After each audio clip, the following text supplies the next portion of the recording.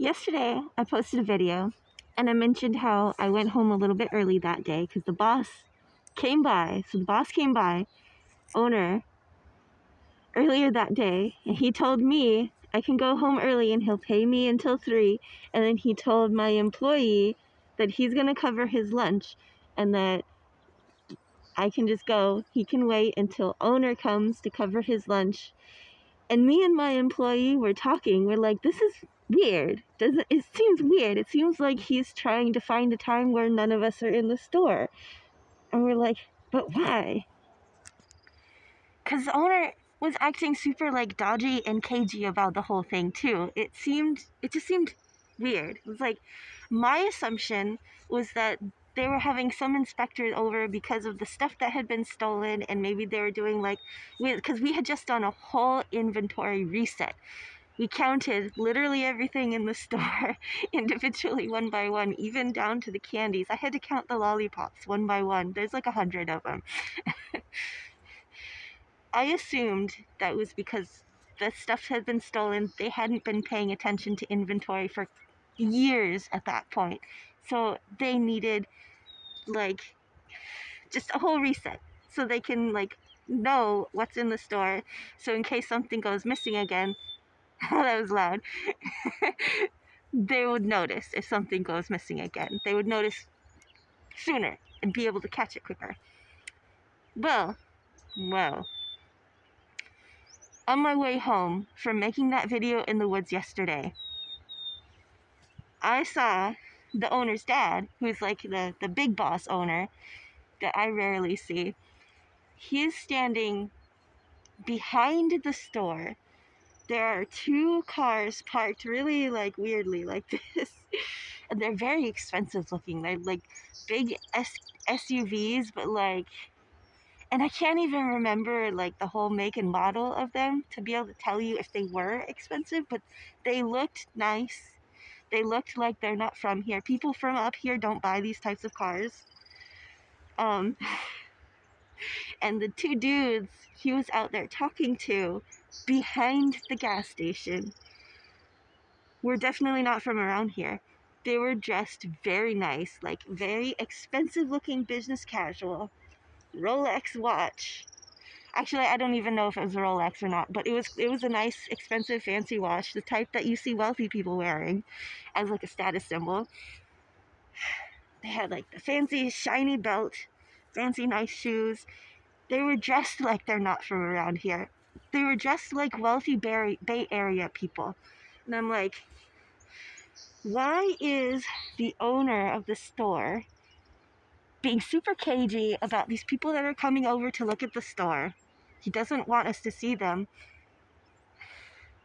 And they don't look like they're from around here. I wonder what's going on. I think he's selling the business. I really think they're selling the business. And that's why they've got these new investors from the Bay Area coming in with their Bay Area money.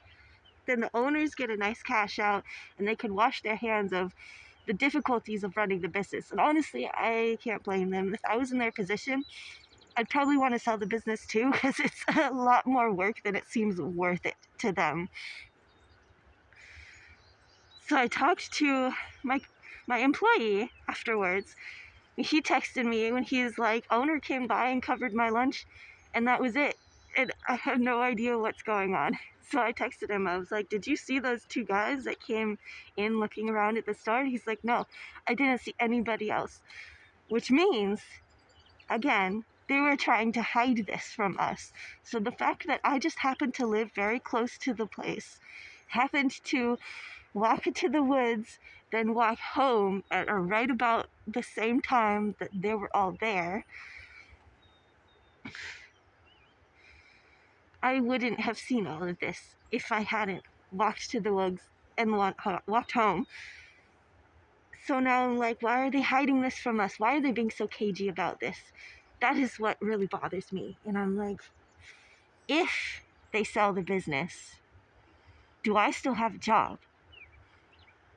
Or are they going to bring in their own people? I don't know. If they sell the business, it's probably going to get a lot more corporatized. the thing that I really liked about this place was the family business vibe. I could talk directly to the owner at any time. I have his phone number. I text him sometimes, occasionally. Like, it is very much a family business sort of vibe. If these people from the Bay Area come up here and buy it, that's it. That's it. No more family vibe. It's going to be way more corporatized. And I don't know what's going to happen. I'm like spiraling. I have been spiraling all day long. And I'm so upset that they're being so cagey, that they don't want to tell us, that they seem to be directly hiding this from us.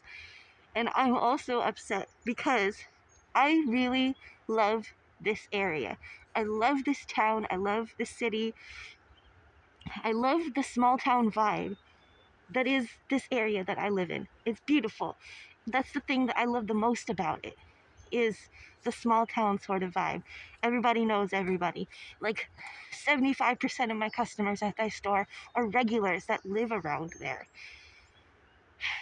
But more and more lately, people from wealthier areas specifically have been coming up here, buying businesses and jacking up prices and making things just generally not as good. It doesn't have the small town vibe anymore.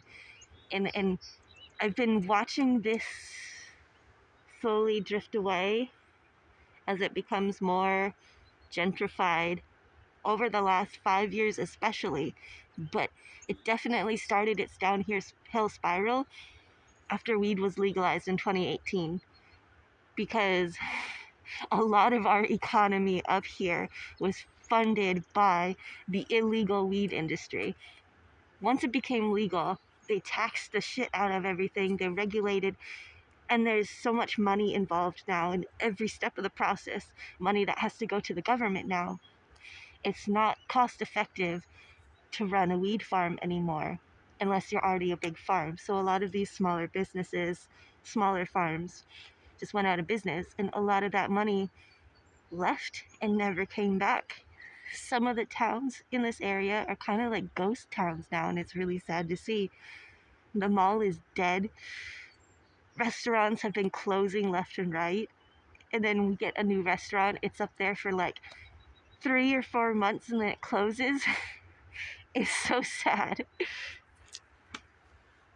But anyway, I still don't know 100% for sure if this is what's going on.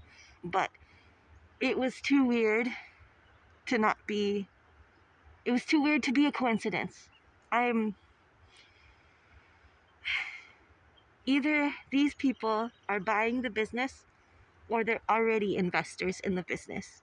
But it's such a small business. I don't see it having investors already. It's just the guy and his dad, who I think inherited it from his dad way back in the day. It's been going since like the 70s, I think.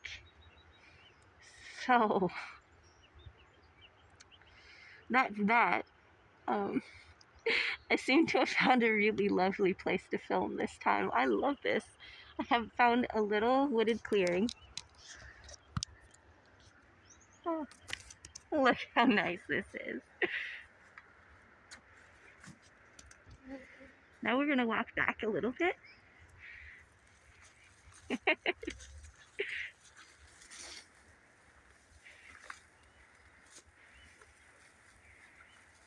But look how pretty it is. I love this place so much.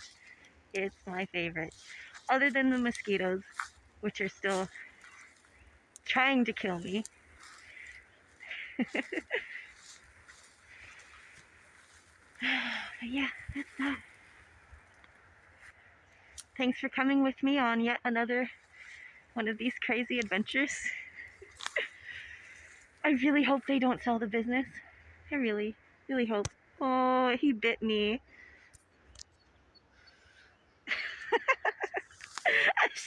I should stop there. They're just killing me out here. I'll see you guys later. Bye.